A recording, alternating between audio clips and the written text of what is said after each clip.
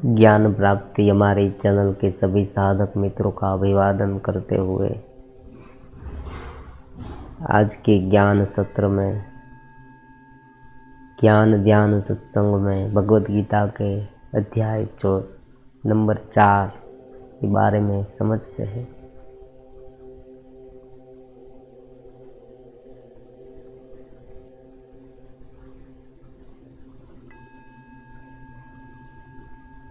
गत संगस्य मुक्तस्य अनासक्त तत्वबोध।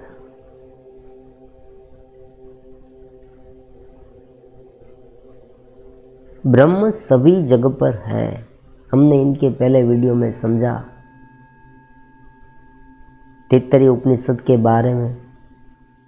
परमात्मा ब्रह्म सर्वव्यापी है, कोई भी जगह ऐसी नहीं जहाँ परमात्मा नहीं। लेकिन रेगुलर जो जीवन हमारा है उसमें ये ज्ञान को किस तरह से ढालें, उनका अनुभव कैसे करें, ये ऐसा ही है। लेकिन उसे वास्तविक जीवन में अनुभव करना बहुत कठिन हो सकता है, इसलिए भगवद गीता है। भगवद गीता में भगवान कहते हैं गत संगस्य, मतलब अनासक्त। कोई भी कार्य करेंगे अगर इतना उसमें तल्लीन हो जाएंगे तो धीरे धीरे उनके जो संस्कार है ना वो अत्यंत गाढ़ होंगे, और ये प्रगाढ़ता धीरे धीरे हमारे अस्तित्व को उनके साथ सम्मिलित करती जाएगी। प्रगाढ़ता, क्योंकि बहुत सामान्य बात है, आपकी इंटेंसिटी है, जो तीव्रता है ना, भावनात्मक या सेक्सुअलात्मक मतलब विषयात्मक, ये सब कुछ डिपेंड करती है। आप बात को, आप व्यवहार को, आप जीवन को किस तरह से लेते हैं। सार्वत्रिक ब्रह्म के रूप में लेते हैं, परमात्मा के रूप में लेते हैं, या एक घेरे के रूप में लेते हैं। जब भी कोई विचार में, कोई ऐसी भावना में, कोई ऐसे विषय में प्रविष्ट हो जाए, इतना प्रविष्ट हो जाए, तब तुरंत ही हमें स्थिति को संभालना चाहिए। ये ज्ञान ये कार्य करता है। नित्य सत्संग से ये हो सकता है। फिर एक आदत बन जाएगी और धीरे धीरे ये आदत भी छूट जाएगी और स्वस्थिति में रहना सहज हो जाएगा। शुरुआत में ये डालना है, शुरुआत में ये सत्संग की आदत डालनी होगी शुरुआत में, क्योंकि मन है ना वो इधर उधर भटकता है। कौन सी वृत्तियों में वो एक रूप हो जाए वो हम कह नहीं सकते, और एक बार एक रूप हो गया फिर उनमें वृत्तियों का जन्म होता है, उनके अनुरूप वृत्तियाँ। हमने इनके पहले वीडियो में एक एग्जाम्पल लिया था, जैसे छोटी सी मकड़ी है, हमने 2-3 मकड़ियाँ देखी, हमें ऐसा लगा कि भाई इतनी ही है, लेकिन एक हफ्ते के बाद देखेंगे तो बहुत सारी मकड़ियाँ होगी, क्योंकि एक मकड़ी दूसरी मकड़ी को जन्म देती है। उसी तरह से अगर वृत्तियों पर ध्यान नहीं दिया गया, जो मन में वृत्तियाँ उत्पन्न होती है, विचार उत्पन्न होते हैं, ये घेरा जो उत्पन्न होता है, उन पर अगर कुछ ध्यान दिया ही नहीं गया तो धीरे धीरे ये घेरा इतना प्रगाढ़ हो जाएगा कि वो पूरे प्रकाश को, हमारे भीतर प्रकाश है, चेतना है, उत्साह है, जब भी आपको आनंद का अनुभव होने लगे, स्वतः आनंद का, तब आप समझना कि अब हमारा जो स्वयं प्रकाश है ना वो अनुभव में आने लगा है। लेकिन उस प्रकाश को अंधेरे में तब्दील कर देती है ये वृत्तियाँ, ये आसक्ति। वृत्तियाँ प्रगाढ़ हो जाए, वृत्ति तो उत्पन्न होगी। देखो, एक सहज रूप में अगर जीवन चलता है, मतलब कि आप एक सहज रूप में काम करते हैं, सहज रूप में सभी के साथ जीवन व्यवहार करते हैं, सहज रूप में सोचते हैं, पॉजिटिव रूप में, तो कोई प्रॉब्लम नहीं। लेकिन आसक्ति, गत संगस्य, अनासक्त हो, अनासक्त से विपरीत आसक्ति संगस्य, गत संगस्य अनासक्ति, संगस्य आसक्ति, उसमें ज़्यादा प्रविष्ट हो जाए कि तुरंत ये वृत्ति का घेरा हमारे ही अस्तित्व को निगल जाएगा। समझ रहे हैं?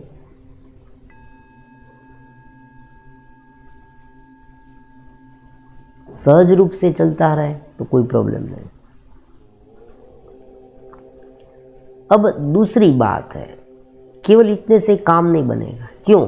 क्योंकि स्थिति नहीं बनेगी। तो परमात्मा कहते ज्ञान स्थित चेतस, ज्ञान स्थिति मतलब ज्ञान की स्थिति, ज्ञानावस्थिति, तत्वबोध, चित्त स्थिति। उस चित्त स्थिति को भी साथ में डेवलप करते जाना है। ठहराव चाहिए हमें, एक भूमि चाहिए जहां हम ठहर पाए और कर्म कर पाए। तो दो बात महत्वपूर्ण परमात्मा कहते हैं अध्याय 4 में भगवद गीता के, गत संगस्य ज्ञानावस्थिति चेतसः यज्ञाय आचरतः। अब यज्ञ की बात परमात्मा करते, मुक्तस्य समग्रम कर्म प्रविलीयते। मुक्त पुरुष, ये मुक्त पुरुष है। मुक्त पुरुष की व्याख्या क्या है? गत संगस्य, कर्म तो यज्ञ के लिए करते हैं। ये यज्ञ क्या है? परमात्मा इनकी व्याख्या आगे हमें बताते हैं इस अध्याय में ही कि यज्ञ केवल द्रव्य यज्ञ नहीं, जप यज्ञ भी है, प्राण यज्ञ भी है। आप प्राणायाम करेंगे ना, वो भी एक यज्ञ है। आप अपना कर्म, आप जब कोई एक सकारात्मक विचार, जब सकारात्मक कार्य के लिए, साधना के लिए आगे बढ़े तो एक यज्ञ हुआ। आप अपनी आहुति, आपका अपना श्रम, आपकी अपनी साधना उसमें लगाते हैं, वो आहुति है। कितनी सूक्ष्म व्याख्या परमात्मा कहते हैं। जो आप बीज डालते हैं, कर्म बीज है।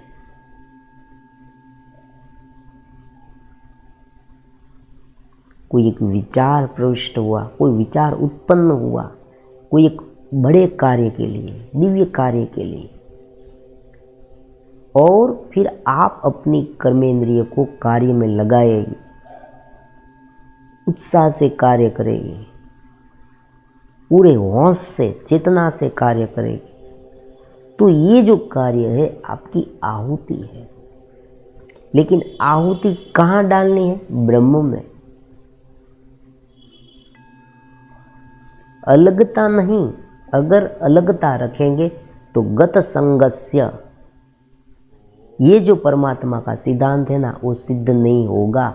गत संगस्य ज्ञानावस्थित चेतसः, ये दोनों बात तब संभव होगी जब ब्रह्म में आहुति डालेगी। सार्वत्रिक ब्रह्म को समझकर उसमें जब आप अपने कर्म रूपी आहुति डालेंगे तब ये संभव होगा। तैत्तरीय उपनिषद में हमने अन्नमय, प्राणमय, मनोमय, विज्ञानमय, आनंदमय कोष के बारे में समझा। ये सभी कोष आत्मा को एक आवरण के रूप में ढक देते हैं, और ये समझे तो ये सभी कोष आत्मा को प्रकाशित भी कर सकते हैं। किस तरह से स्थिति को लेते हैं? अगर चित्त स्थिति है, ज्ञान स्थिति है और गत संगस्य है, तो ये सब कुछ परम तत्व रूप है, ब्रह्म तत्व रूप है, भगवत भाव है। लेकिन अगर स्थिति नहीं बनी, उलझे उलझे रहेंगे, इसमें सम्मिलित रहेंगे, कोई एक विषय के घेरे में इतने गिर जाए। विषयों का भी एक साइक्लोन होता है। मैंने बहुत हमारे साधक, हमारे प्रिय साधक है मित्र, उसने हमें कमेंट्स भी करते हैं कि गुरुदेव कभी हम इतने साइक्लोन में गिर जाते हैं, विषयों के साइक्लोन, विषय अटैक कर दे।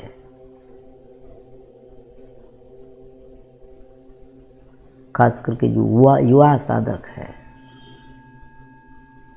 ऐसे विषय इतने जो हम सोच भी नहीं सकते। कभी कभी तो साधक इतना डर जाता है, वो ऐसा कहता है कि मैं ये सोच भी कैसे सकता हूँ कि ऐसे ऐसे ख्याल मेरे मन में प्रकट हो गए।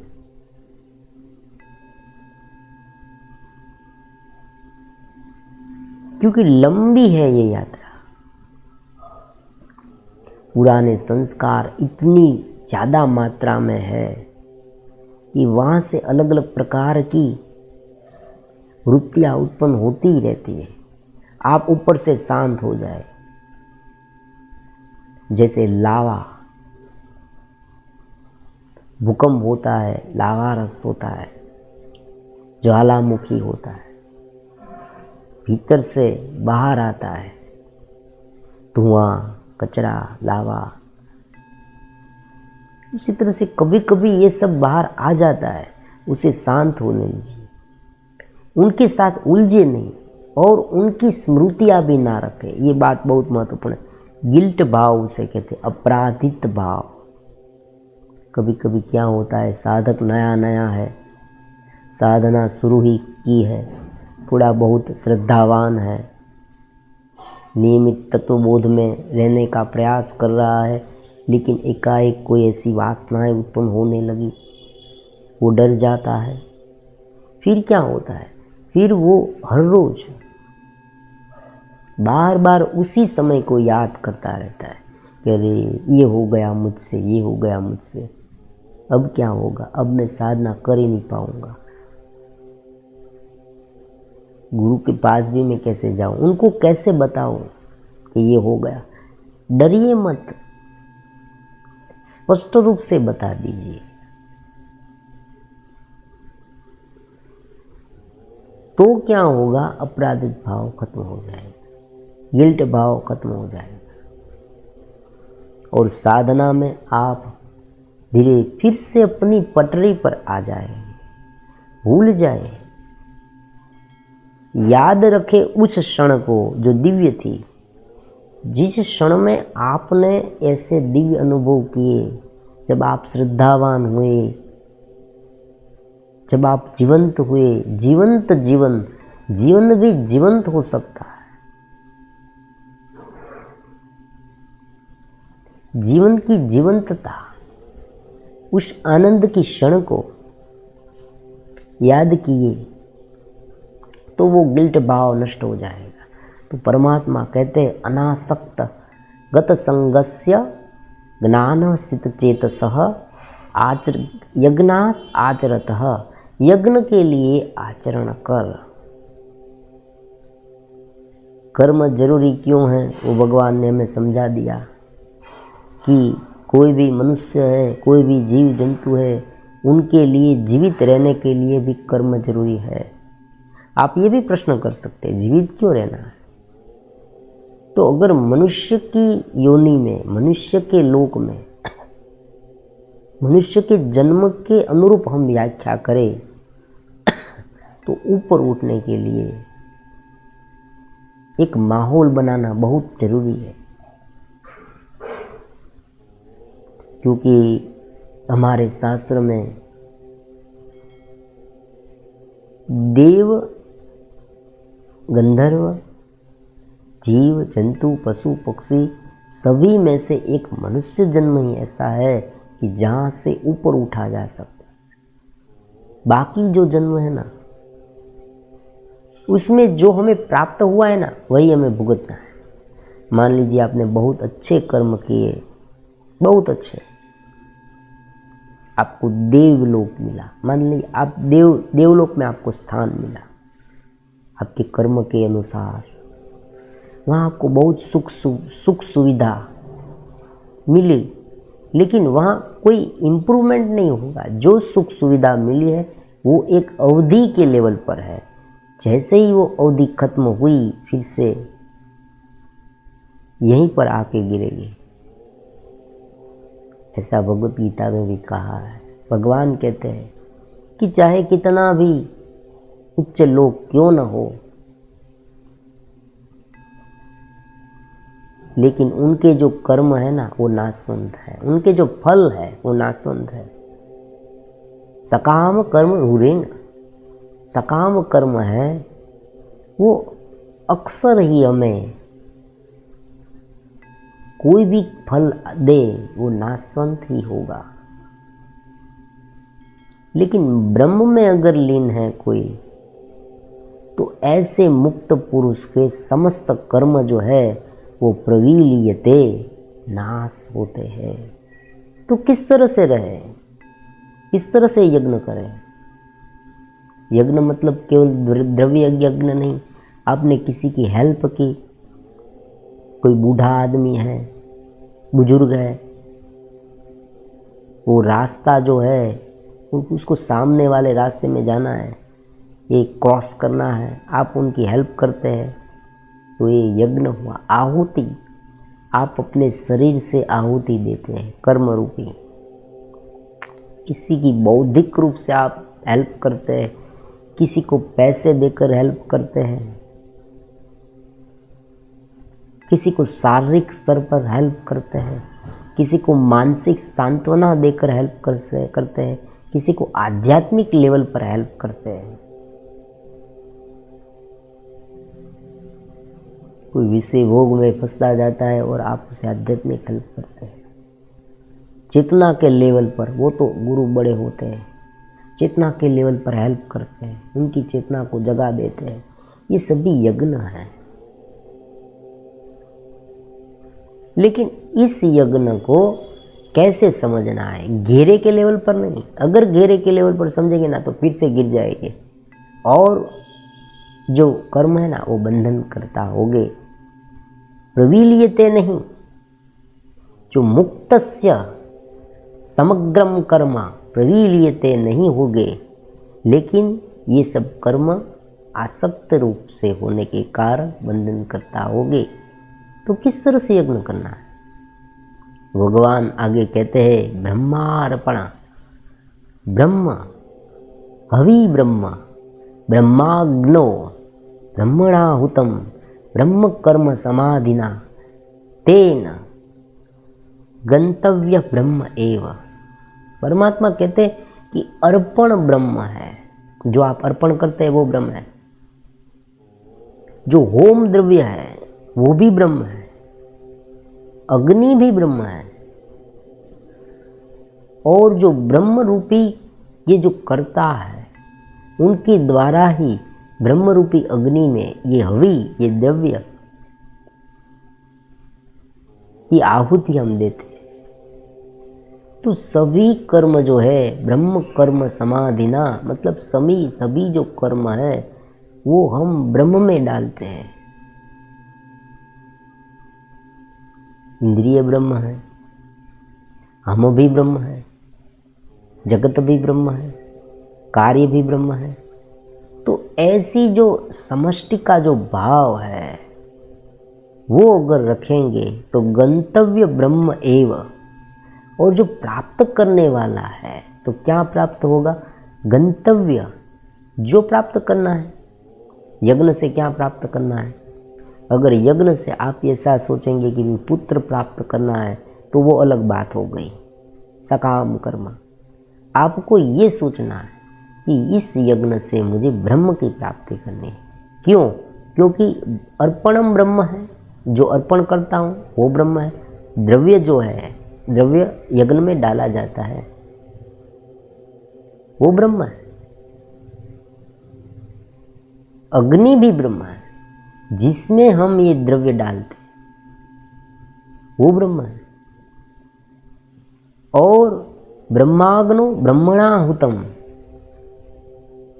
ब्रह्मणाहुतम मतलब जो हम है, जो करता है, वो कर्तृत्व भाव से रहित होने की बात है।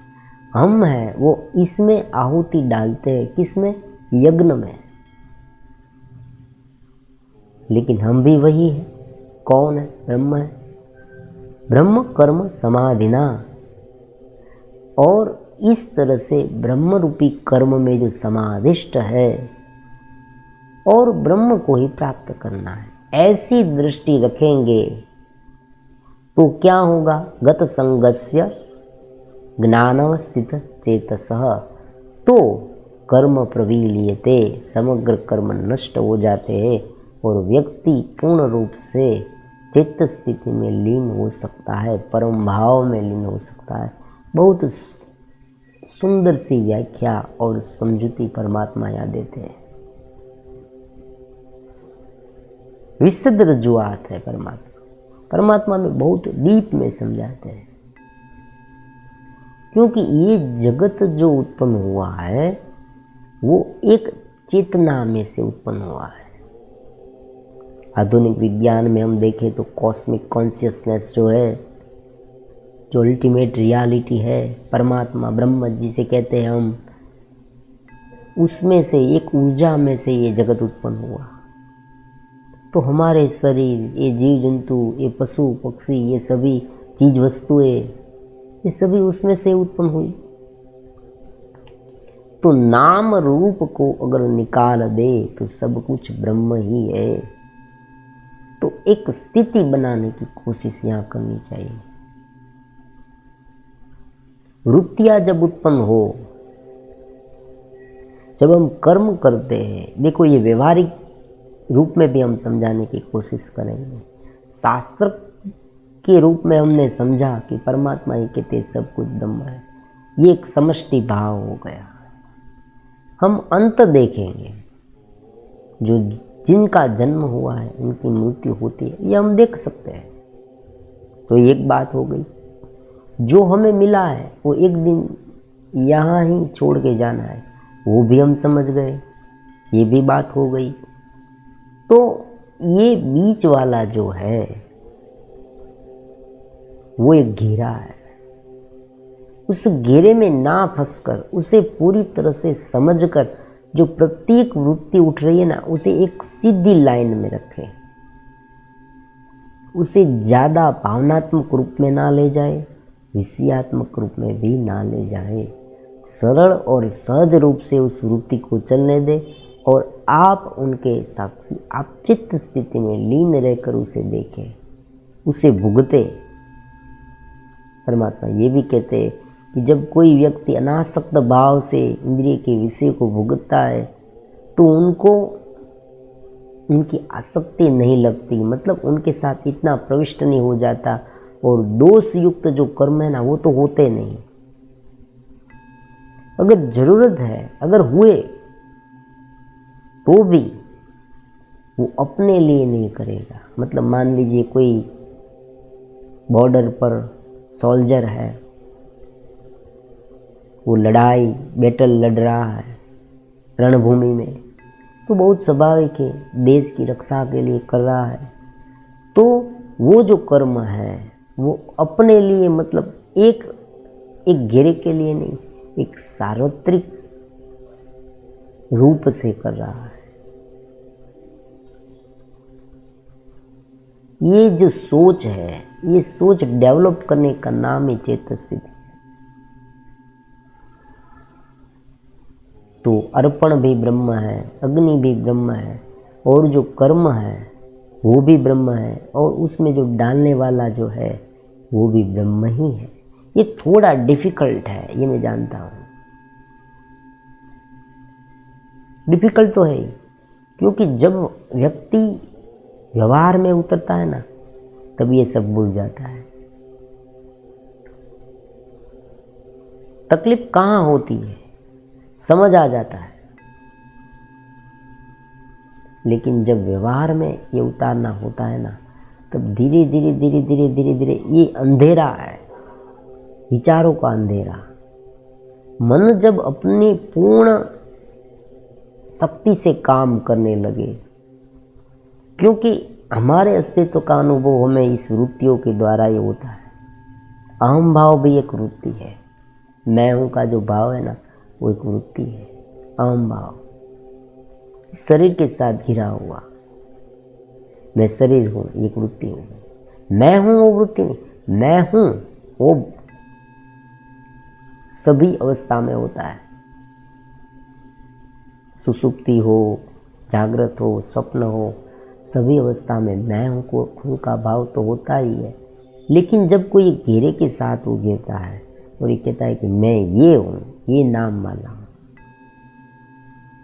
तब वो वहाँ पर गिर जाता है। अब एक स्वाभाविक बात है, धीरे धीरे धीरे धीरे धीरे जैसे मन में हम विचार करते जाएंगे, तो ये जो विचार है ना, वो एक ऐसा घेरा उत्पन्न करेगा कि जो भीतर की चेतना है ना, उसे अनुभव, उनका जो अनुभव नष्ट हो जाए या वो नींद में चला जाए। दो बात है यहाँ,